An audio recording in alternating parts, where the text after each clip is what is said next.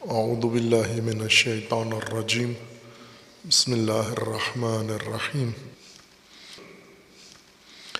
الحمد للہ والصلاة والسلام علی رسول اللہ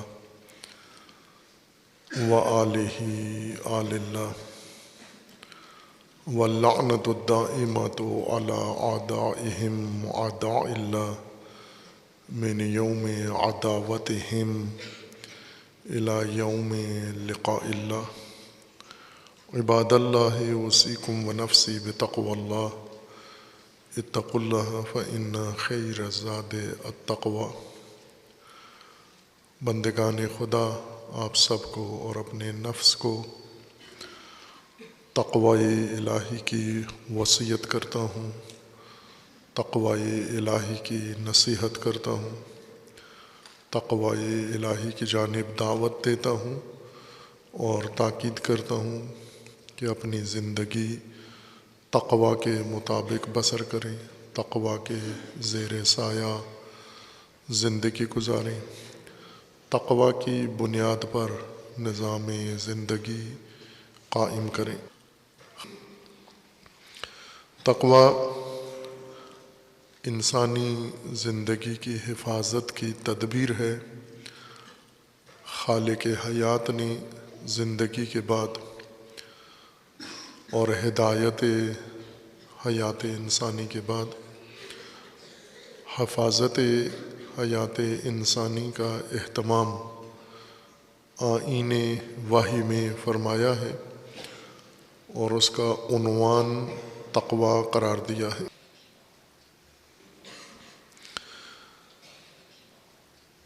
تقوی کے باہر انسانی زندگی انسانی نہیں رہتی۔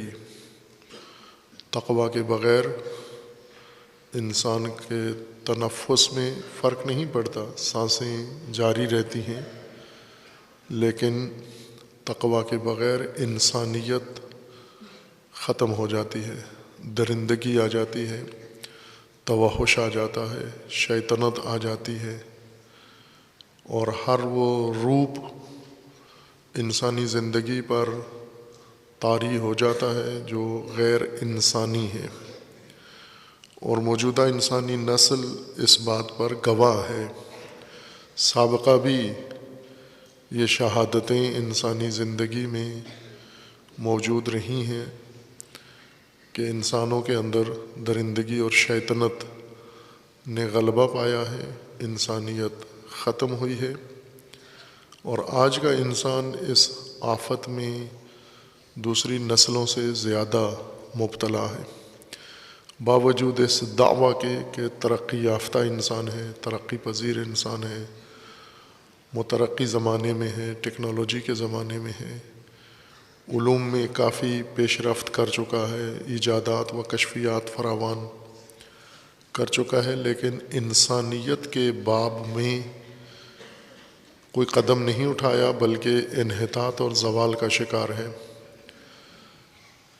ٹیکنالوجی انسانی زندگی کو سہولت دے سکتی ہے، لیکن انسان کی انسانیت کی محافظ نہیں بن سکتی، بلکہ چہ بسا ایسے وسائل و اسباب انسان کو فراہم کرے جس سے انسانیت جلدی زوال پذیر ہو سکتی ہے، جیسا کہ موجودہ زمانے میں ایسے وسائل انسان کے اختیار اور دسترس میں آ گئے ہیں جن کا سہارا لے کر وہ سفر انحطاط و زوال کا جو دیر سے انجام پانا تھا وہ سرعت کے ساتھ انجام پا رہا ہے۔ تقوی حفاظت ہے، لیکن تقوی کی تبیین، تفسیر، تبلیغ، تعلیم، تفہیم اس انداز سے ہوئی ہے کہ باوجود کثرت ذکر کے قرآن کریم میں، روایات کے اندر، علوم میں، کتب میں، علماء کی زبان پر تقوی ہنوز ایک مبہم چیز مومنین کے اندر اور مسلمین کے اندر موجود ہے، اس پہلو سے کہ ایسی واضح شکل و شمائل تقویٰ کی جسے انسان عملاً اپنی روزمرہ زندگی میں اپنا سکے، اس پر عمل کر سکے، اس کے پاس ایسا نقشہ تقویٰ کا موجود نہیں ہے۔ عموماً تقویٰ کو دیگر معارف اور معانی کے معنی میں استعمال کیا جاتا ہے، جیسے تقویٰ سے مراد لی جاتی ہے نیکی، اچھائی، بھلائی، جبکہ تقویٰ کے اندر یہ امور موجود ہیں، لیکن یہ تقویٰ کے معانی نہیں ہیں۔ با تقویٰ انسان عموماً ہم نیک انسان کو کہتے ہیں، اچھے انسان کو کہتے ہیں، جبکہ قرآن متقی، محفوظ انسان کو کہتا ہے۔ اچھا انسان، بھلا انسان ممکن ہے اچھا ہو، بھلا ہو، لیکن محفوظ نہ ہو۔ ہم جسمانی طور پر دیکھیں، اچھے بھلے انسان بیماریوں میں مبتلا ہے، صحت ان کی محفوظ نہیں ہے، اور اپنے حفظان صحت کے لیے کوئی اہتمام نہیں کرتے، لیکن ہیں اچھے بھلے انسان ہیں، نیک انسان ہیں، اچھے انسان ہیں، محفوظ انسان نہیں ہے۔ انسان کی انسانیت، انسانی حدود جو اللہ تعالیٰ نے مقرر کی ہیں، ان سب کا تحفظ تقویٰ ہے۔ اس حفاظتی نقشے کا نام تقویٰ ہے۔ لیکن مقام تفسیر اور تبیین و تبلیغ میں تقویٰ مبہم ہو گیا ہے، بلکہ اپنی جگہ سے سرک گیا ہے، ہٹ گیا ہے، اور تقویٰ کو دیگر معانی میں استعمال کیا گیا ہے۔ جیسے عموماً ہم قرآن کریم کے تراجم میں دیکھیں اور علم اخلاق کی کتابوں میں اور دروس میں، تو تقویٰ پرہیز کے معنی میں کہا جاتا ہے کہ تقویٰ کا مطلب ہے پرہیزگار، متقین، پرہیزگار۔ تمام مترجمین قرآن جنہوں نے اردو زبان میں قرآن کے ترجمہ کی سعادت حاصل کی ہے اور اللہ نے انہیں توفیق دی ہے، تقویٰ میں آ کر سب ایک ہو جاتے ہیں۔ باقی مسائل میں شیعہ ہیں، سنی ہیں، وہابی ہیں، دیوبندی ہیں، بریلوی ہیں، صوفی ہیں، لیکن تقویٰ میں سب ایک ہیں، پرہیزگار۔ شہید مطہری رضوان اللہ تعالیٰ علیہ نے اس ترجمے کو تنقید کی ہے اس پر کہ یہ ترجمہ نادرست ہے قرآن کریم کی آیات کا، اور تقویٰ سے نکلے ہوئے الفاظ قرآن کریم میں تقریباً لگ بھگ 160 مرتبہ قرآن میں تقویٰ اور تقویٰ سے بنے ہوئے دیگر الفاظ جیسے اتقو ہے، یا متقین ہے، یا یتقون ہے، تتقون ہے، لفظ تقویٰ سے بنے ہوئے مختلف الفاظ 160 مرتبہ یہ مطلب قرآن میں تکرار ہوا ہے لفظاً، لیکن معنی کے لحاظ سے تمام قرآن تقویٰ ہے۔ تقویٰ کی بحث کے لیے ضروری نہیں کہ لفظ تقویٰ ہی استعمال کیا جائے، اور تقویٰ سے بنا ہوا تشکیل یافتہ لفظ جس کے اندر یہ ترکیب موجود ہو، قاف واو یا والی، یا واو قاف یا، یہ ترکیب ہونا معنی کے لیے ضروری نہیں ہے۔ بہت ساری آیات، بلکہ اکثر آیات میں تقویٰ کا لفظ استعمال نہیں ہوا، لیکن بات تقویٰ ہی کی ہو رہی ہے۔ اگر تقویٰ حفاظتی تدبیر ہے، تحفظ ہے انسان کی زندگی کا، تو یہ معنی قرآن میں آغاز سے اختتام تک انسانی زندگی کی پرورش، انسانی زندگی کی رشد، انسانی زندگی کی نمو، انسانی زندگی کا ارتقاء، انسانی زندگی کا تکامل سراسر قرآن میں بیان ہوا ہے، اور ان تمام مراحل میں حفاظت حیات انسانی ہی کا ذکر ہو رہا ہے، اور تحفظ تقویٰ ہے پس معنن سارا قرآن تقوی ہی کے موضوع پر ہے،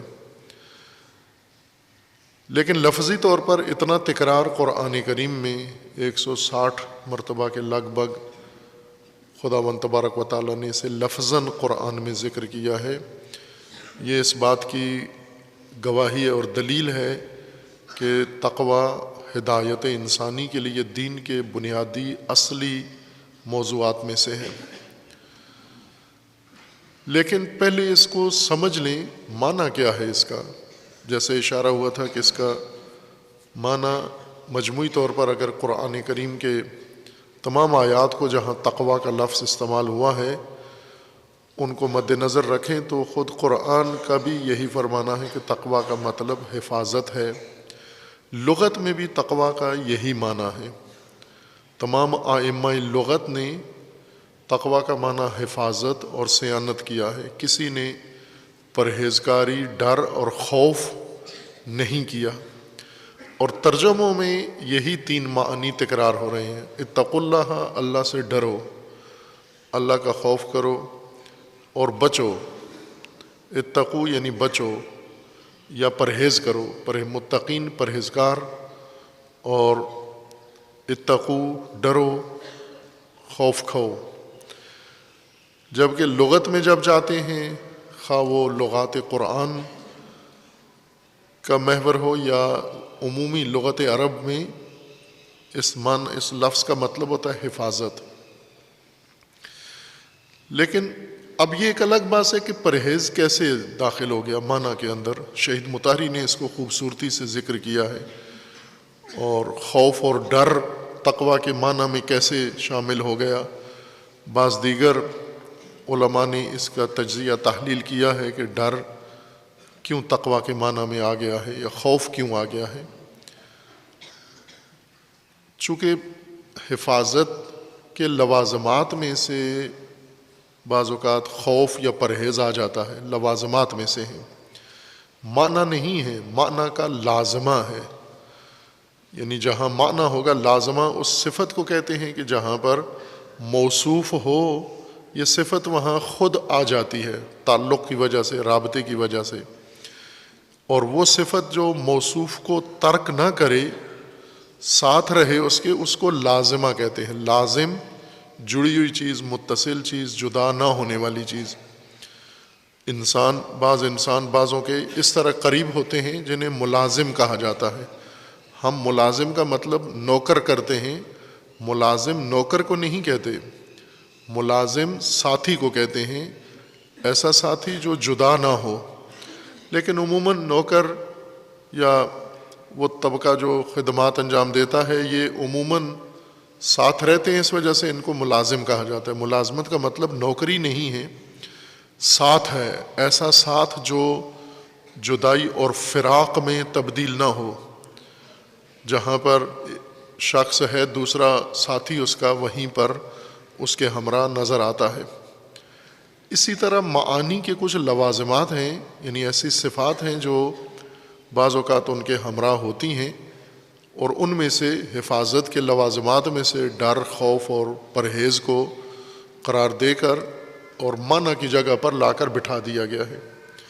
جیسے ملازم کو خود کسی مالک کی جگہ پر بٹھا دیا جائے، عموماً بیٹھ جاتے ہیں ملازم، تیز ملازم، طرار ملازم مالکوں کی جگہ بیٹھ جاتے ہیں۔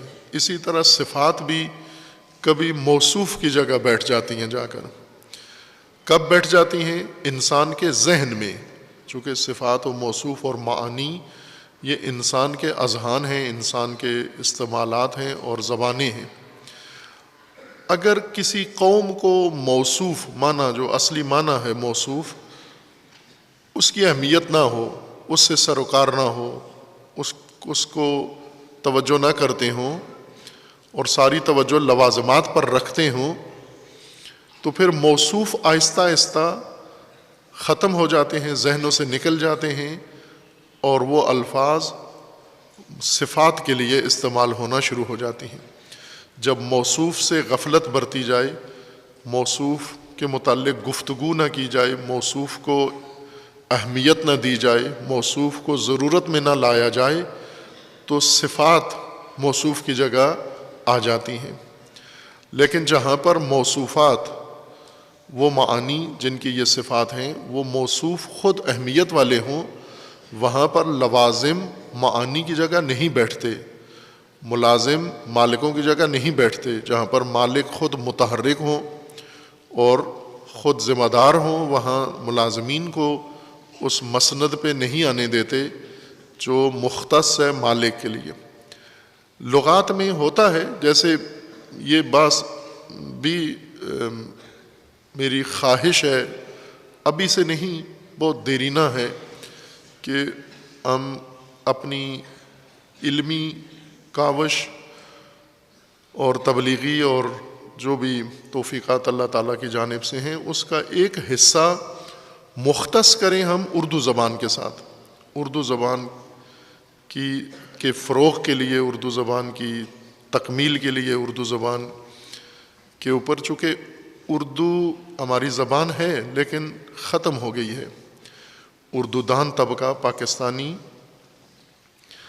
اپنی حیثیت کو چھوڑ چکے ہیں، اجنبی ہو چکے ہیں، بیگانہ ہو چکے ہیں۔ ایک دیگر زبان نے آ کر اردو پہ شبخون مارا ہے اور اردو کو نابود کر دیا ہے، اردو زبانوں کی نگاہوں سے اردو کا مقام گرا دیا ہے۔ اور زبان صرف تنہا زبان نہیں ہوتی، بلکہ زبان اپنے پیچھے ایک بڑا لشکر رکھتی ہے، اور وہ ہے تہذیب، ثقافت، عقیدہ، تاریخ، رویہ، میراث، ان سب کی حامل و امین زبان ہوتی ہے۔ انگریزی ایک تاریخ کی حامل ہے، ایک رویے کی حامل ہے، ایک ثقافت کی حامل ہے۔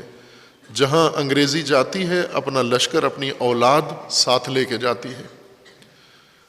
جہاں عربی جاتی ہے وہ اپنی خصوصیات ساتھ لے کے جاتی ہے۔ جہاں پر فارسی جائے گی اپنی خصوصیات ساتھ لے کر جائیں گی۔ ہمارے وزیر اعظم صاحب نے یہ اپنی مختصر تاریخ سیاسی میں جو اچھے کلمات اظہار کیے ہیں، ان میں سے انگریزی کے بارے میں فرمایا ہے کہ یہ احساس کمتری ہے۔ واقعاً ایسے ہے، یہ خود اپنے مطالعات سے اس نتیجے پہ پہنچے ہیں، تو بھی بہترین مطالعہ ہے ان کا، اور اگر مشاورین یا کسی اور نے ان کے زبان پر یہ بات ڈالی ہے تو بھی بہترین بات ہے۔ احساس کمتری ہے انگریزی۔ انگریزی چند دن پہلے ایک شخص نے اسی کے متعلق، زبان کے متعلق ایک تحریر لکھی ہوئی تھی، بہت خوبصورت تھی، کہ انسان جب شہری ہو، دیہاتی ہو، پاکستانی کی میں مثال دیتا ہوں، پاکستان سے باہر بھی ایسے ہے، وہ قومیں جن کی رسمی زبان انگریزی نہیں ہے لیکن انگریزی بولتے ہیں، پڑھتے ہیں، سیکھتے ہیں، ان کی بات ہو رہی ہے۔ انگریزی جب پڑھتا ہے تو اس پر کوئی فرق نہیں پڑتا، جیسا ہوتا ہے ویسا ہی ہے، لیکن غیر انگریز، ہندی، پاکستانی، سندھی، بلوچی، پشتون، بلتی، گلگتی، پنجابی، یہ جب انگلش پڑھتا ہے تو صرف زبان نہیں سیکھتا بلکہ اس کی شخصیت بھی بدل جاتی ہے۔ جس دن یہ اے بی سی پڑھتا ہے چھوٹا بچہ، تو وہ اے بی سی جس دن پڑھ کے گھر آتا ہے اس دن بچے کے عادات، طور طریقے بھی اور ہوتے ہیں۔ اسی بچے کو آپ ملاحظہ کرتے جائیں، جو وہ پڑھتا جاتا ہے، ساتھ ساتھ اس کا انداز بھی بدلتا جاتا ہے، رویہ بدلتا جاتا ہے۔ جتنے الفاظ انگلش کے سیکھے ہیں اتنی ہی تبدیلی اس کے اندر آئی ہے، اتنی ہی اس کے اندر رعونت، اتنی ہی اس کے اندر تکبر، اتنا ہی اس کے اندر احساس برتری، اور اس طرح کی تبدیلیاں اس کی شخصیت میں جھوٹی اور کاذب پیدا ہوتی ہیں۔ لیکن اگر انسان دوسری زبان سیکھے، مثلا فارسی سیکھ لے، اردو زبان لوگ فارسی سیکھیں یا عربی سیکھیں، اس مؤلف کے بقول کہ اگر آپ عربی سیکھنا شروع کریں، کوئی شخص ایسا ہو جو غیر عربی ہے لیکن عربی اس کی ضرورت ہے، یہ شوق ہے عربی سیکھنا، اس نے شروع کیا ہے، تو عربی سیکھتے سیکھتے اس کے گفتگو میں بہت واضح فرق آ جائے گا، اس کی گفتگو میں ادب آ جائے گا۔ مثلا وہ سب سے پہلے سلام شروع کر دے گا، لوگوں کو سلام کہنا شروع کرے گا، جواب دے گا لوگوں کو، یا قرآن کریم کے الفاظ اس کے لیے دلچسپی کا محور ہو جاتے ہیں اگر وہ عربی سیکھنا شروع کر دے۔ اسی طرح اگر فارسی سیکھنا شروع کرے، یہ اثرات ہیں غیر شعوری جو زبان آموزی کی وجہ سے انسان کی شخصیت پر پڑتے ہیں۔ زبان اپنے ہمراہ بہت کچھ لے کر آتی ہے۔ اردو کا فروغ یا اردو کی حفاظت در حقیقت اپنی میراث، اپنی حیثیت اور اپنی اجتماعی سماجی شخصیت کو بچانا ہے۔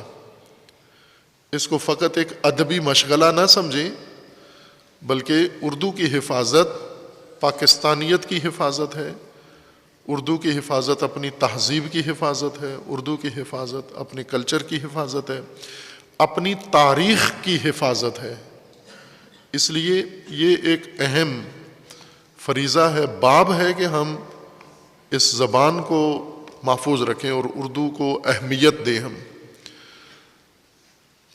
باقی اس کے اثرات، فروعی اثرات یا اس کے جو جانبی اثرات ہیں وہ تو ہیں، یقیناً ہوں گے۔ ظاہر جب انسان ایک زبان کو اہمیت دیتا ہے، اس کی حفاظت کے لیے کوشش کرتا ہے، چارہ جوئی کرتا ہے، اور اس وقت ماحول بھی ہے، چونکہ باوجود اس کے کہ ہماری حکومت تقریباً کہہ سکتے ہیں کہ تمام شعبوں میں ناکام ہے، لیکن شعار اس نے بہت اچھے دیے ہیں، نعرے بڑے اچھے دیے ہیں، جن میں سے ایک زبان کے متعلق موجودہ وزیر اعظم صاحب کا جو بیان ہے، اس کو آپ اہمیت دیں عزیزان۔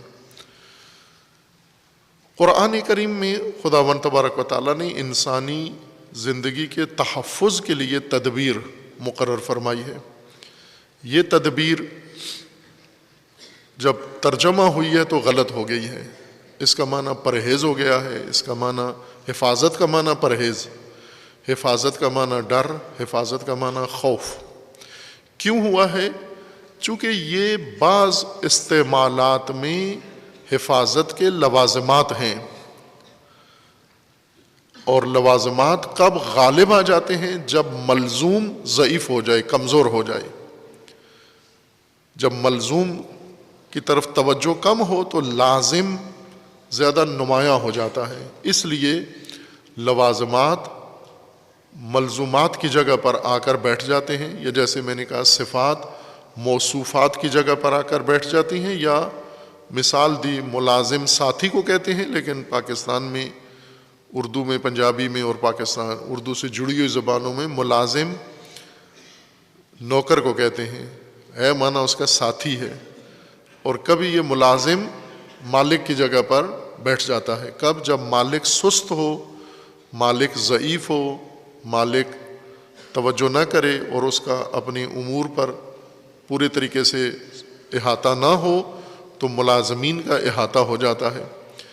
ایسے نمونے پاکستان میں فراوان ہیں، لاہور شہر میں بھی ہیں، کہ آج جو بڑی کمپنیوں کے مالک ہیں یہ ملازم تھے ان کمپنیوں کے۔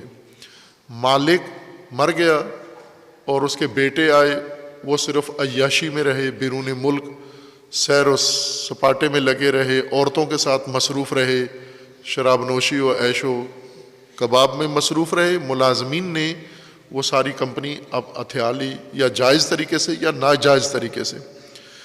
ہو سکتا ہے جائز طریقے سے بھی آہستہ آہستہ محنت کر کے وہ سارا حصہ خرید لیا جائے یا اپنے نام کر لیا جائے، ناجائز طریقے سے بھی ہو سکتا ہے کہ جب مالک عیاش ہے، مست ہے، اس کو ہوش ہی نہیں ہے، ملازم ہوش میں ہے، تو ملازم مالک کی جگہ آ جاتا ہے۔ یہ کام ہوتا ہے، اکثر ہوتا ہے۔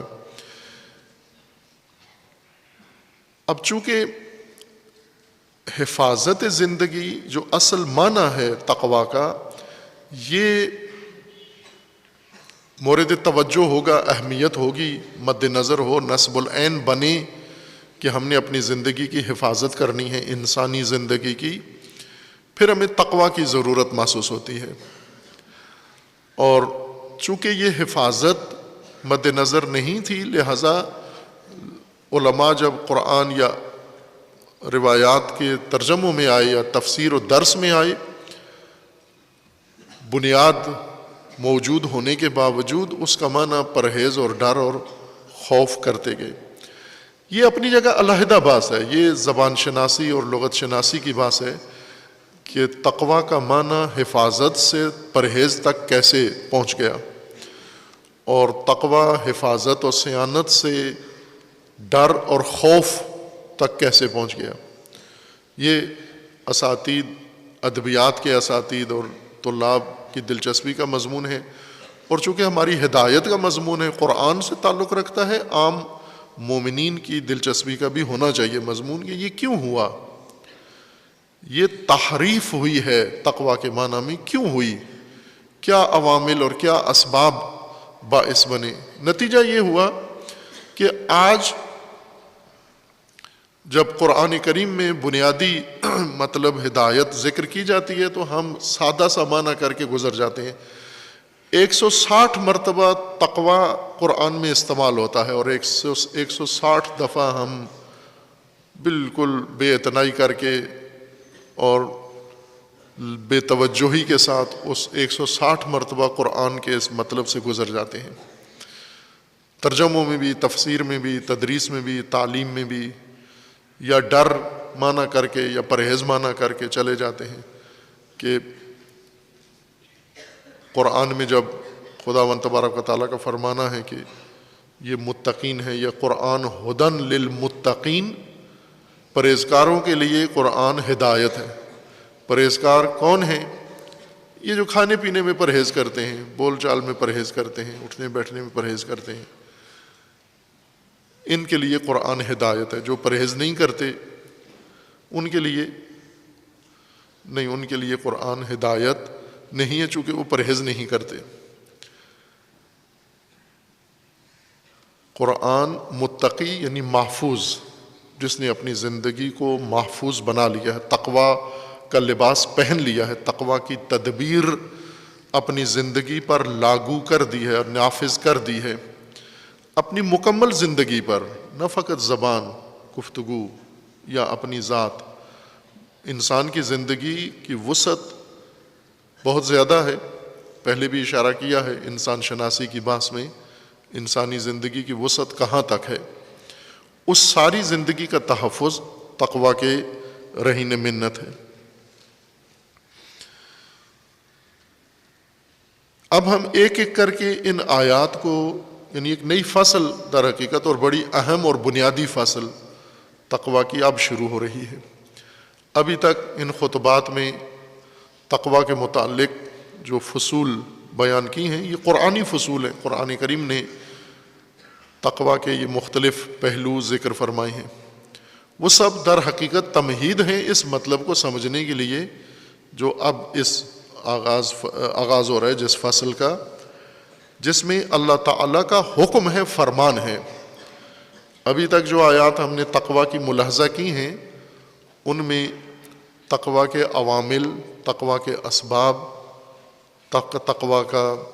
تقویٰ کے اندر محرکات، وہ مؤثر چیزیں یا متقین اثرات، یہ چیزیں ذکر کی ہیں۔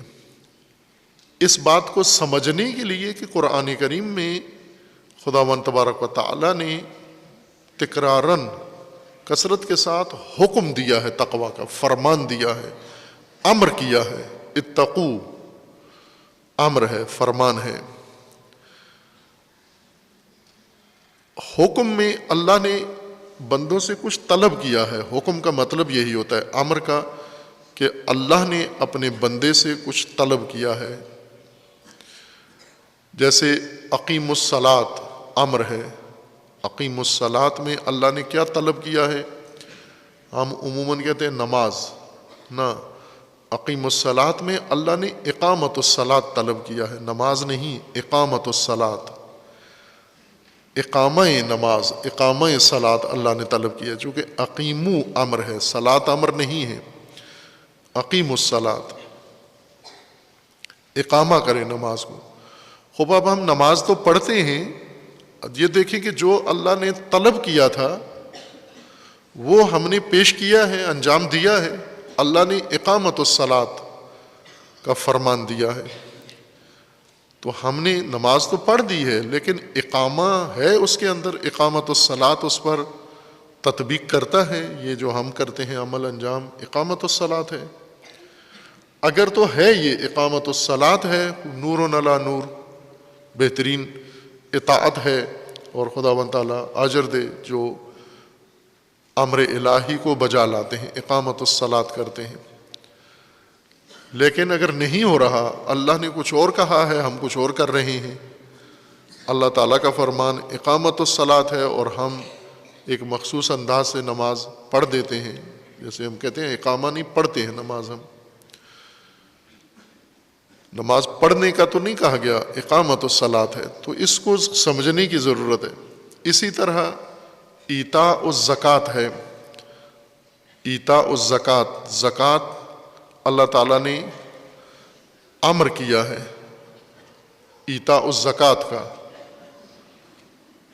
جب زکوٰۃ کے ایتاء کا حکم دیا ہے، اور ہم جو زکوٰۃ کے نام پر جو کچھ کر رہے ہیں، آیا یہ ایتاء ہے، امر ایتاء الزکوٰۃ ہے، یا اسی طرح دیگر جتنے اوامر اللہ تعالیٰ نے قرآن کریم میں بیان فرمائے ہیں، ان کا ایک عمل ہے جس کے بارے میں یہ آیا ہے ایام فاطمیہ میں، جو ایک مختصر توفیق نصیب ہوئی اور بعض عنوان کی وہاں پر، کہ امر، حکم جو اللہ کی طرف سے بندے کے لیے مقرر کیا جاتا ہے، اس حکم کو کھولا ہے کہ وہ حکم کیا چیز ہے اندر۔ ایک بہت ہی دلچسپ اس کے اندر تصویر ہے حکم کی۔ حکم اللہ کا فرمان ہے، اور یہ حکم انسان کے کسی عمل پر آتا ہے یا اس شے پر آتا ہے جو انسان کے عمل سے تعلق رکھتی ہو۔ حکم انسان کے عمل پر آئے گا یا ایسی شے پر آئے گا جو انسان کے عمل میں آ سکتی ہے، انسان کے استعمال میں وہ شے آ سکتی ہے، اس پر اللہ کی طرف سے حکم آئے گا۔ وہ عمل اور وہ شے، اس کو اصطلاح میں، طالب علموں کی اصطلاح میں، مدرسے کی اصطلاح میں، اس کو متعلق حکم کہتے ہیں۔ یہ متعلق حکم ہے، یہ عمل یا وہ شے جو انسان کے عمل سے مربوط ہو، اس کو متعلق کہتے ہیں اصطلاح میں، مدرسے کی اصطلاح میں۔ ضروری نہیں کہ مومنین مدرسے والی اصطلاح حتماً متعلق کہیں تو حق ادا ہوگا، نہ، آپ عمل کہیں۔ حکم انسان کے عمل پر آتا ہے یا استعمال میں، عمل میں آنے والی چیز پر آتا ہے۔ اور اسی حکم کے اندر ایک اور چیز ہے کہ حکم اس وقت آئے گا جب اس حکم کو بجا لانے والا کوئی ہو، عمل اور اس عمل کو انجام دینے والا، عمل کو انجام دینے والا، اور عمل کی انجام دینے کے لیے جتنی شرائط اور خصوصیات ہیں، یہ موضوع کہلاتا ہے، متعلق اور موضوع۔ مجھے یاد ہے جب اصول فقہ پڑھتے تھے تو یہ نہیں حل ہوا تھا مسئلہ کہ متعلق اور موضوع میں فرق کیا ہے، اور جن بزرگوں سے پڑھتے تھے ان سے پوچھتے تھے، وہ جواباً ناراض ہو جاتے تھے کہ آپ اتنے نالائق ہو کہ ابھی تک آپ کو متعلق اور موضوع میں فرق واضح نہیں ہوا، اور اپنی نالائکی کا اور زیادہ احساس ہوتا تھا کہ جب دیکھتے تھے کہ کسی کو بھی معلوم نہیں ہے، سب میری طرح ہی ہیں۔ بالآخر ہو گیا، واضح ہو گیا اساتید ہی کی رہنمائی سے، عمل یا وہ شے جو انسان کے عمل سے تعلق رکھتی ہو، یہ متعلق ہے۔ موضوع کیا ہوتا ہے حکم کا؟ موضوع وہ شخص جس نے یہ عمل بجا لانا ہے، اور وہ شرائط اور خصوصیات جو مل کر اس عمل کو بجا لانے کی فرصت فراہم کرتی ہیں، وہ ساری شرائط، وہ ساری خصوصیات، وہ صفات جو اس عمل کو وقوع پذیر کرنے میں دخیل ہوتی ہیں ان کو موضوع کہتے ہیں۔ یہ شناخت ضروری ہے، ایسے ہی کھولنا چاہیے ہمیں اللہ تعالیٰ کے فرامین کو، اوپر سے گزر نہ جائیں، مترجمین کی طرح پرہیز اور ڈر اور خوف کہہ کے آیات سے گزر نہ جائیں، پرواز نہ کرتے جائیں ہم۔ جیسے کبھی قرآن پڑھتے ہوئے انسان قرآن پڑھ رہا ہوتا ہے، کوئی مکھی آ جاتی ہے، کبھی ایک صفحے پہ بیٹھتی ہے، کبھی دوسرے پہ بیٹھتی ہے، کبھی انسان کی ناک پہ جا بیٹھتی ہے، اور قرآن پڑھنے والا مکھی سے کھیل رہا ہوتا ہے۔ تو اس طرح تو انسان نہ جائے، جس طرح مکھی اڑ کے کبھی کس لفظ پہ جا بیٹھی، کبھی کس لفظ پہ جا بیٹھی۔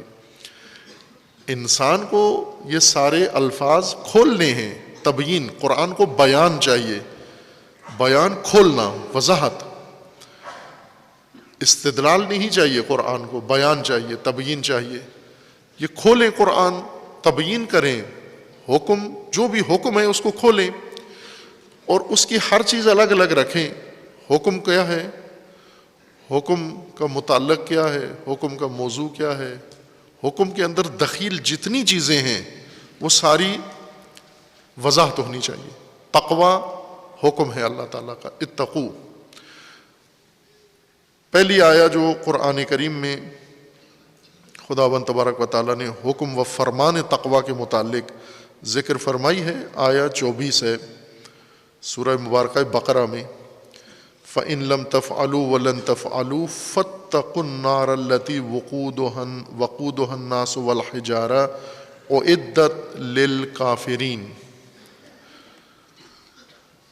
فَاتَّقُوا النَّارَ، اتقاء نار کرو، اتقاء کرو نار سے۔ اب پرہیز، ڈر، خوف، ترجمہ سب نے خوف کیا ہے، ڈرو، جہنم کی آگ سے ڈرو جو کافروں کے لیے تیار کی گئی ہے۔ لیکن ہم کھولیں تقوی کو، یہ حکم ہے، اتقو حکم ہے، امر ہے۔ اس امر کا ایک متعلق ہے، ہمیں وہ پرکھنا ہے وہ کیا ہے، اتقو، حکم کا متعلق کیا ہے یہاں پر، اور کس نے یہ کرنا ہے یہ کام۔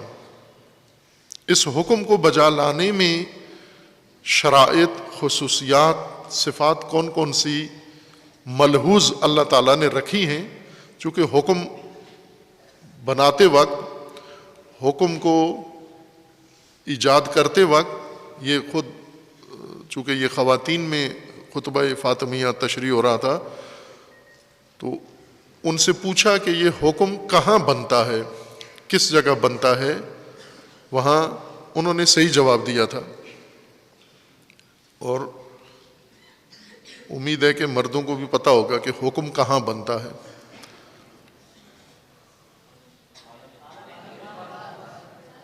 عالم اعتبار میں۔ حکم اعتباری چیزیں ہیں، اعتبارات میں سے ہیں، تکوینیات نہیں ہیں۔ اعتبار ایک دنیا ہے، اس جسمانی دنیا کی طرح۔ یہ جسمانی دنیا میں ہر چیز موجود ہے، اعتباری دنیا میں بھی ہر چیز موجود ہے، لیکن ان کا وجود اعتباری ہے۔ یہ اصطلاح ہے اعتبار۔ تشریع، قانون گزاری، قانون سازی، قانون کہاں بنتے ہیں، قانون کس مقام میں بنتے ہیں، یہی وہ چیزیں کھلیں گی تو پتہ چلے گا کہ احکام الہیہ کی حقیقت کیا ہے۔ وہ کیپسول، بند کیپسول استاد شاگرد کو اور شاگرد استاد کو پڑھاتے جاتے ہیں، سناتے جاتے ہیں، استاد پڑھاتا ہے، شاگرد سناتا ہے، آپ یہ پڑھو، اس نے پڑھ لیا، سناؤ، سنا دیا۔ اب اس کو کھولو بھی تو اتقو امر ہے۔ اس امر میں اللہ تعالیٰ نے انسان پر ایک عمل لازم قرار دیا ہے۔ وہ عمل، اصل مطلوب وہ ہے، اتقو، اتقاء، اور انسان سے طلب کیا ہے کہ یہ اتقاء تم نے کرنا ہے۔ یہ اتقاء سمجھنا ضروری ہے کہ دقیقاً وہ کیا چیز ہے اتقاء جس کو اللہ نے فرمان دے کر مجھ پر لازم قرار دیا ہے. اتقو فرمان ہے، واجب ہے، لازم ہے. کیا چیز واجب قرار دی ہے؟ اسی کو کھولنا ہے ہمیں کہ اللہ جو کچھ ہم سے طلب کر رہا ہے دقیقاً وہ کیا چیزیں ہیں. جیسے کہا تھا کہ اقامت الصلاۃ میں متعلق حکم اقامت الصلاۃ ہے، نماز نہیں ہے، صلاۃ نہیں ہے، اقامہ ہے. اقیم الصلاۃ میں عموماً کہتے ہیں کہ نماز متعلق حکم ہے، اقامہ نماز حکم ہے، اقامت الصلاۃ نماز متعلق حکم ہے. تو ہمیں پہلے عمل دقیق تشخیص کی ضرورت ہے، پیتھالوجی کی ضرورت ہے کہ کیا طلب کیا جا رہا ہے. طلب کچھ اور کرتے ہیں، لے کے کچھ اور چلے جاتے ہیں. ہم عموماً ایسے ہوتا ہے، مارکیٹ میں کسی کو بھیجو یہ چیز لے، وہ کہتا ہے وہ نہیں ملی، یہ اس جیسی مل جائے، اس سے بھی کام چل جائے گا. ہم بھی اللہ تعالیٰ کو اسی طرح کر رہے ہیں. اللہ تعالیٰ نے فرمایا اتقو، ہم پرہیز لے کے اللہ کے پاس چلے جاتے ہیں، یہ لیں پروردگار پرہیز. آپ نے کہا تھا اتقو تو یہ پرہیز آ گئی. تو اللہ فرمائے گا میں تو پرہیز نہیں کہا تھا، میں نے تقوی اتقاء کہا تھا. وہ کہتے ہیں اس سے بھی چلا لیں، کام چلا لیں، گزارا کریں اسی سے. ہم پرہیز لے آئے. جو چیز خدا نے طلب کی ہے ہمیں اسی کو سمجھنے کی ضرورت ہے، اسی کو بجا لانے کی ضرورت ہے. اور جو اثر اللہ نے حکم پر رکھا ہے، نتیجہ وہ اصل عمل جو اللہ نے طلب کیا اس پر مترتب ہوتا ہے، نہ جو ہم بجا لائیں. جو کچھ ہم سے کہا گیا ہے وہ بجا لائیں تو اس پر اثر بھی پڑے گا. یہ مفصل بات قرآن کریم میں تقوی کے امر کی ہے. ایک مفصل فصل یا طولانی ترین فصل تقوی کے متعلق قرآن کریم میں امر ہے تقوی کا، اتقو.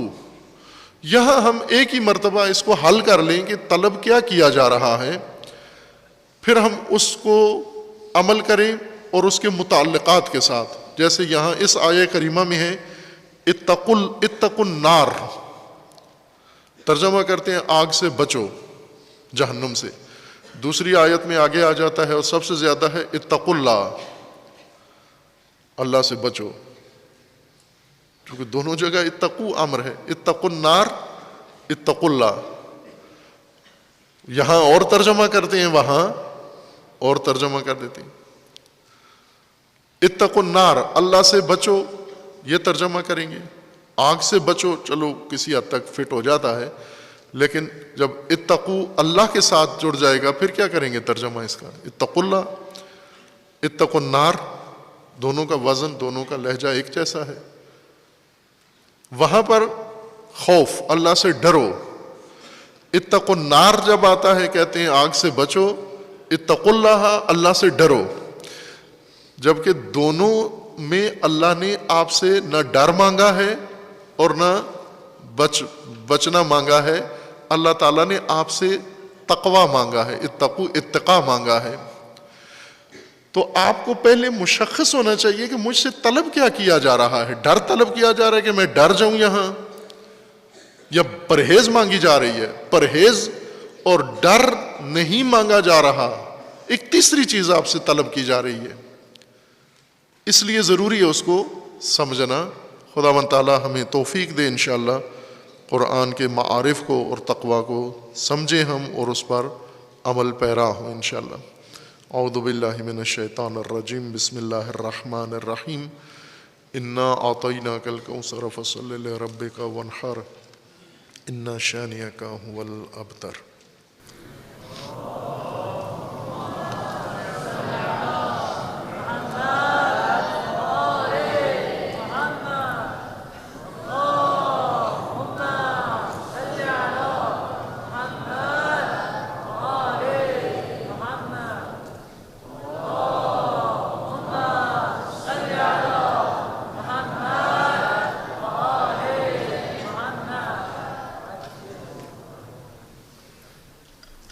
اعوذ باللہ من الشیطان الرجیم، بسم اللہ الرحمن الرحیم. الحمد للہ والصلاة والسلام علی رسول اللہ وآلہ آل اللہ. سیما علی امیر المؤمنین علی ابن ابی طالب علیہ الصلاۃ والسلام و فاطمۃ الزہرا سیدۃ النساء العالمین والحسن والحسین سیدی شباب اہل الجنہ وصبطی الرحمہ وعلی ابن الحسین ومحمد ابن علی وجعفر ابن محمد وموسیٰ ابن جعفر وعلی ابن موسیٰ ومحمد ابن علی وعلی ابن محمد والحسن ابن علی والحجۃ ابن الحسن القائم المنتظر المہدی حجج اللہ علی عبادہ و امناؤہ فی بلادہ واللعن علی اعدائہم اجمعین من الآن الی قیام یوم الدین عباد اللہ اوصیکم ونفسی بتقوی اللہ اتقوا اللہ فإن خیر الزاد التقوی۔ بندگان خدا، آپ سب کو اور اپنے نفس کو تقوی کی وصیت کرتا ہوں، تقوی کی نصیحت کرتا ہوں، تقوی الہی کی جانب دعوت دیتا ہوں اور تاکید کرتا ہوں کہ اپنی زندگی تقوی کے مطابق بسر کریں، تقوی کے زیر سایہ زندگی گزاریں اور تقوی کی بنیاد پر نظام زندگی قائم کریں۔ تقوی حفاظتی تدبیر ہے انسان کی زندگی کے لیے، اور اس کے لیے اللہ تعالیٰ نے خوبصورت اہتمام فرمایا ہے۔ اس اہتمام کا ایک حصہ اہم روز جمعہ اور نماز جمعہ ہے۔ نماز جمعہ اپنے مقصد کے لحاظ سے حج کے بعد سب سے اہم عبادت ہے اللہ تعالیٰ کی جانب سے، اور وہ مقصد جو حج میں وسیع پیمانے پر مقصد حج قرار دیا گیا ہے، وہ نماز جمعہ میں محدود پیمانے پر مقرر کیا گیا ہے، اور دونوں کا ہدف ایک ہے۔ اس لیے رسول اللہ صلی اللہ علیہ وآلہ وسلم کا فرمان ہے کہ جو حج میں جا کر اپنا فریضہ انجام نہیں دے سکے، وہ نماز جمعہ میں شرکت کر کے حج کی تلافی کر سکتے ہیں۔ وہی مقصد یہاں حاصل ہو سکتا ہے، چونکہ دونوں میں اجتماع ہے، ایک عالمی اجتماع ہے اور ایک علاقائی اجتماع ہے، لیکن عمل مقصد دونوں کا ایک ہے۔ اس لیے صلاۃ الجمعہ کو خداوند تبارک و تعالیٰ نے اس اہمیت کے ساتھ مومنوں کے لیے مقرر کیا ہے۔ لیکن شبہات کی وجہ سے مومنین میں رغبت ختم ہو گئی ہے نماز جمعہ کی جانب، اور بعض علماء جنہوں نے ہر عہد میں، اپنے زمانے میں، اپنی نسل میں جب بھی مومنوں کے اندر دین کی طرف بے رغبتی محسوس کی ہے، اپنا عالمانہ فریضہ انجام دیا ہے، اور ان میں ایک بزرگوار شہید ثانی رحمۃ اللہ علیہ ہیں، جن کی کتاب صلاۃ الجمعہ ہم پڑھ رہے ہیں۔ اس کے اختتام میں شہید ثانی متعدد روایات ذکر فرماتے ہیں، اور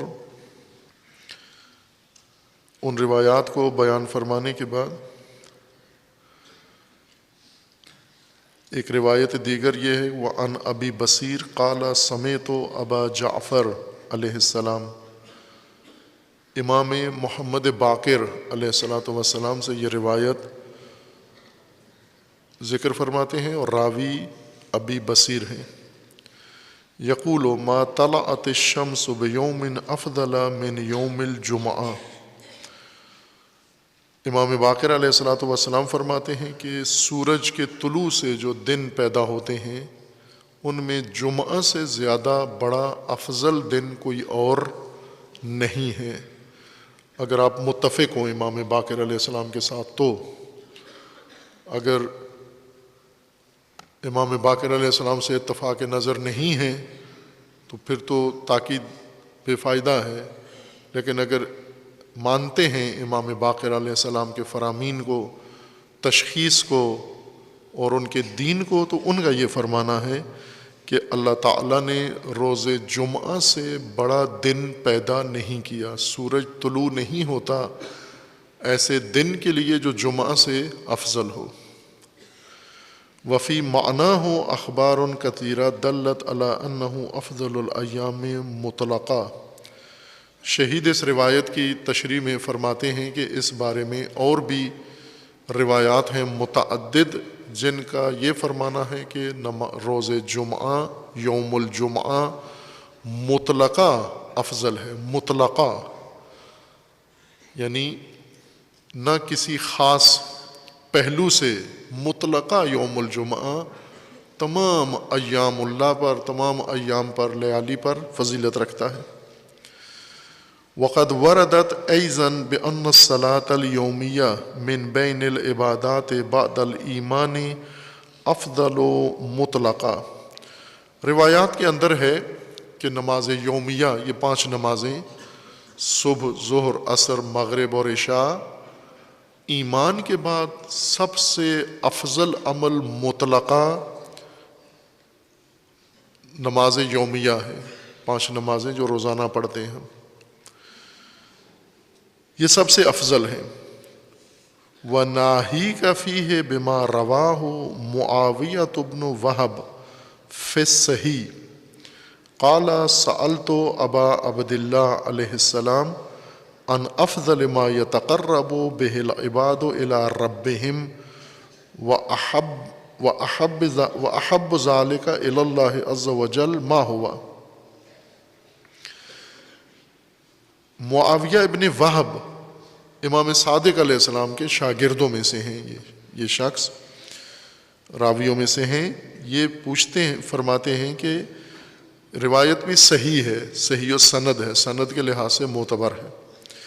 قال، یہ راوی کہتے ہیں سألت ابا عبداللہ علیہ السلام، میں نے امام جعفر صادق علیہ السلام سے پوچھا، ان افضل ما یتقرب بہ العباد الی ربہم، کون سی چیز افضل ہے جس کے ذریعے سے بندگان خدا اپنے رب کے قریب ہو سکتے ہیں؟ سب سے افضل کام کیا ہے؟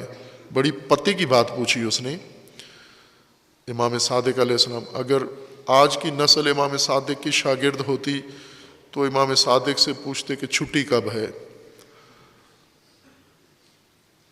لیکن امام صادق علیہ السلام کے اس شاگرد نے یہ نہیں پوچھا چھٹی کب ہے، بلکہ یہ پوچھا کہ بندگان خدا اپنے رب کے قریب ہونا چاہتے ہیں تو سب سے افضل، سب سے بڑھیا چیز کون سی ہے جس کے ذریعے اپنے پروردگار کی قربت حاصل کر سکتے ہیں؟ وَأَحَبِّ ذَلِكَ إِلَى اللَّهِ عَزَّ وَجَلَّ مَا هُوَ، یعنی بندے جس چیز سے اللہ کی قربت حاصل کر سکتے ہیں وہ سب سے بہترین چیز کیا ہے، اور اللہ کو بندوں کے اعمال میں سب سے زیادہ پسند کیا ہے؟ اللہ بندوں کے اعمال کو پسند کرتا ہے، سب سے افضل یا سب سے احب عمل بندوں کا کون سا ہے؟ فقال ما اعلم شیئا بعد المعرفت افضل من هذه الصلاۃ۔ امام جعفر صادق علیہ السلام نے فرمایا کہ اب جب کہ تو نے یہ راز جاننے کے لیے سوال کیا ہے تو میں تجھے بتا دیتا ہوں کہ ما عالم، میرے علم میں معرفت کے بعد، یعنی اللہ کی معرفت کے بعد، معرفت ذات حق کے بعد، جس طرح امیر المومنین علیہ السلام کا فرمانا ہے کہ اول الدین معرفتہ، اول دین، اساس دین معرفت ہے۔ میں یاد ہے مجھے مومنین کے ایک مجلس میں نے امیر المومنین علیہ السلام کا یہ روایت پڑھی، نہج البلاغہ کا پہلا خطبہ ہے دراصل. تو وہ باقاعدہ لڑائی کے لیے تیار ہو گئے کہ یہ جو آپ کہہ رہے ہیں کہ اول دین، اساس دین، بنیاد دین کی سب سے افضل کام معرفت ہے، یہ صحیح نہیں ہے. اب میں نے کہا کہ یہ امیر المومنین سے لڑائی کرو، مجھ سے کیوں کر رہے ہو آپ؟ کہ امیر المومنین کا فرمانا ہے کہ اساس دین، اول دین، کمال دین، سب سے بنیادی بات معرفت خدا ہے. فقال ما اعلم شيئا بعد المعرفہ، سب سے افضل چیز جس کے ذریعے سے بندہ اللہ کے قریب ہو سکتا ہے اور اللہ کو پسند ہے وہ معرفت ہے، اللہ کی معرفت. اور اس کے بعد افضل من هذه الصلاۃ، اس کے بعد سب سے برتر عمل جس کے ذریعے سے مومن عبد اللہ کے قریب ہو سکتا ہے وہ نماز ہے. الا تری الی العبد الصالح عیسیٰ ابن مریم، امام جعفر صادق علیہ الصلوۃ والسلام فرماتے ہیں کہ کیا نہیں دیکھتے ہو کہ قرآن کریم میں خداوند تبارک و تعالیٰ کے بندہ خالص حضرت عیسیٰ ابن مریم نے فرمایا ہے، یا ان کی زبان سے قرآن نے فرمایا ہے، قال وَأَوْصَانِي بِالصَّلَاةِ وَالزَّكَاةِ مَا دُمْتُ حَيًّا، مجھے نماز اور زکوٰۃ کا حکم ہے، وصیت ہے اللہ کی، جب تک زندہ ہوں یہ دو کام کروں گا جب تک زندہ ہوں. حضرت عیسیٰ ابن مسیح ما دمت حیا، یعنی دو فریضے، ما دام الحیات، دو فریضے ہیں، نماز اور زکوٰۃ. اب لگتا ہے کہ اس وقت حضرت عیسیٰ مسیح کے پاس یہ 9 چیزیں فراوان تھیں، یعنی ان کے پاس بھیڑ بکریاں بھی تھیں جو خود چرتی تھیں، اور ان کے پاس سکے تھے سونے چاندی کے بھی فراوان، چونکہ انہوں نے کہا نا میں جب تک زندہ ہوں زکوٰۃ و نماز ترک نہیں کروں گا. تو نماز تو چلو ایک عمل ہے، وہ تو غریب آدمی بھی پڑھ سکتا ہے، لیکن زکوٰۃ تو جس طرح بیان کیا گیا ہے یہ تو صرف امیر آدمی پڑھ سکتا ہے، جس کے پاس بکریاں ہوں چرنے والی، بھیڑیں چرنے والی، گائے چرنے والی ہوں، وہ باڑے والی نہ ہو. باڑے والی پہ کچھ بھی نہیں ہے. اگر آپ کے پاس 1,00,000 گائے بھینس بھی ہے، باڑے میں باندھ کے بازار سے ان کو خرید کے کچھ کھلاتے ہیں، اس پر کچھ بھی واجب نہ، اس کے دودھ پر نہ، گائے پر نہ، اس کے سری پائے پر، کسی چیز پر کوئی چیز لازم نہیں ہے، چونکہ اس کو باندھ کے کھلا رہے ہیں آپ. زکوٰۃ جو موجودہ فتویٰ میں معین ہے، تو حضرت عیسیٰ مسیح کے پاس تو ہونی چاہیے یہ چیزیں، چونکہ وہ کہہ رہے ہیں میں دام الحیات، جب تک زندہ ہوں یہ کام کروں گا، اور یہ وصیت ہے مجھے اپنے رب کی کہ صلاۃ و زکوٰۃ کو نہ چھوڑنا ما دام الحیات. وَأَوْصَانِي بِالصَّلَاةِ وَالزَّكَاةِ مَا دُمْتُ حَيًّا. وَوَرَدَ أَيْضًا، امام صادق علیہ السلام فرماتے ہیں اس روایت کے علاوہ بھی روایت ہے، ان افضل الصلوات اليومیہ الصلاۃ الوسطی، سب سے افضل نماز یومیہ ہے، اور نماز یومیہ میں سب سے افضل صلاۃ الوسطی ہے، التی خصہ اللہ تعالی من بینہا بالامر بالمحافظۃ علیہا، جس طرح اللہ تعالیٰ کا فرمانا ہے وحافظوا، کہ حفاظت کرو صلاۃ وسطیٰ کی، نماز کی اور نماز صلاۃ وسطیٰ کی، بعد ان امر بالمحافظۃ علی سائر الصلوات، خداوند تبارک و تعالیٰ کا فرمانا ہے کہ اپنی نمازوں کی حفاظت کرو اور صلاۃ الوسطیٰ کی حفاظت کرو، بالمحافظۃ علی سائر الصلوات المقتضی لمزید العنایۃ بہا وشدت الاہتمام بفعلہا. ایک ہی آیت کے اندر ایک دفعہ تمام نمازوں کی اہمیت اور حفاظت کا حکم ہے، اور تمام نمازوں کی حفاظت کے اندر صلاۃ الوسطیٰ کو نمایاں کر کے، مستثنیٰ کر کے، الگ کر کے پھر فرمایا کہ اس کی بھی حفاظت کرو. وَأَصَحُّ الْأَقْوَالِ أَنَّ الصَّلَاةَ الْوُسْطَىٰ هِيَ صَلَاةُ الظُّهْرِ. صلاۃ وسطیٰ کے بارے میں اقوال ہیں علماء کے درمیان، لیکن شہید فرماتے ہیں کہ صحیح قول صلاۃ وسطیٰ کے بارے میں جو قرآن میں اللہ کا فرمان ہے حفاظت کرو اس کی، وہ نماز ظہر ہے، صلاۃ الوسطیٰ. وصلاۃ الظہر یوم الجمعہ ہی صلاۃ الجمعہ علی ما تحقق، سب سے افضل یوم الجمعہ ہے، جمعہ سے افضل دن کوئی نہیں ہے، اور سب سے افضل عمل نماز ہے، اور نمازوں میں بھی سب سے افضل صلاۃ الوسطیٰ ہے۔ تو یہ افضل عمل روزانہ انسان کو میسر آتا ہے ہر روز، اور افضل دن جمعہ ہے۔ ویسے تو اتوار بھی ہے، ہفتہ بھی ہے، پیر منگل بدھ جمعرات بھی ہے، اور ان میں بھی صلاۃ الوسطیٰ ہے، لیکن وہ ایام افضل نہیں ہے۔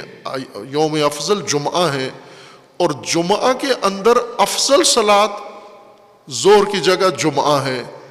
پس شہید استدلال کرتے ہیں وَهِيَ أَفْضَلُ فَرْدَيْهَا عَلَى مَا تَقَرَّرَ، اور شہید فرماتے ہیں کہ جیسا ثابت ہوا ہے کہ جمعہ کے دن سب سے افضل نماز، سب سے افضل دن جمعہ، اور جمعہ کے دن سب سے افضل عمل صلاۃ الجمعہ ہے مطلقہ۔ وَقَدْ ظَهَرَ مِنْ جَمِيعِ هَذِهِ الْمُقَدِّمَاتِ الْقَطْعِيَّةِ ان صلاۃ الجمعہ افضل الاعمال الواقعہ من المکلفین بعد الایمان مطلقا۔ شہید فرماتے ہیں ان سارے استدلال اور دلیلوں کا خلاصہ یہ نکلا کہ نماز جمعہ ایمان کے بعد سب سے افضل ہے بطور مطلق، علی الاطلاق نماز جمعہ سب سے افضل ہے۔ وَأَنَّ يَوْمَهَا أَفْضَلُ الْأَيَّامِ، اور نماز جمعہ کا دن، روز جمعہ، یہ ایام میں افضل، نمازوں میں سے نماز جمعہ سب نمازوں سے افضل۔ فَكَيْفَ يَسِعُ الرَّجُلَ الْمُسْلِمِ الَّذِي خَلَقَهُ اللَّهُ تَعَالَى لِعِبَادَتِهِ وَفَضَّلَهُ عَلَى جَمِيعِ بَرِيَّتِهِ وَبَيَّنَ لَهُ مَوَاقِعَ أَمْرِهِ وَنَهْيِهِ وَأَرَّزَهُ بِذَلِكَ لِلسَّعَادَةِ الْأَبَدِيَّةِ وَالْكَمَالَاتِ النَّفْسِيَّةِ السَّرْمَدِيَّةِ وَأَرْشَدَهُ إِلَى هَذِهِ الْعِبَادَةِ الْمُعَظَّمَةِ السَّنِيَّةِ وَدَلَّهُ عَلَى مَثُوبَتِهَا الْعَلِيَّةِ أَن يَتَهَاوَنَا۔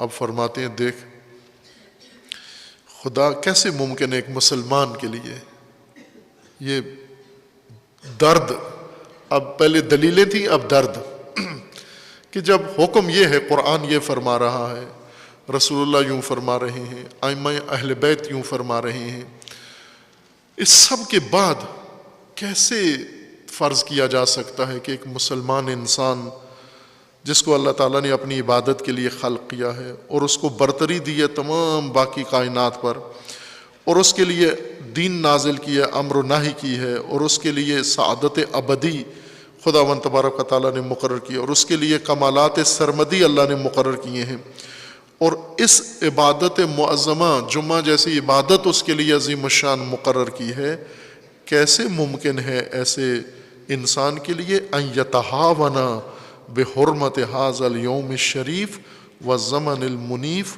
ویصرفہ فی البطالۃ وما فی معناہا؟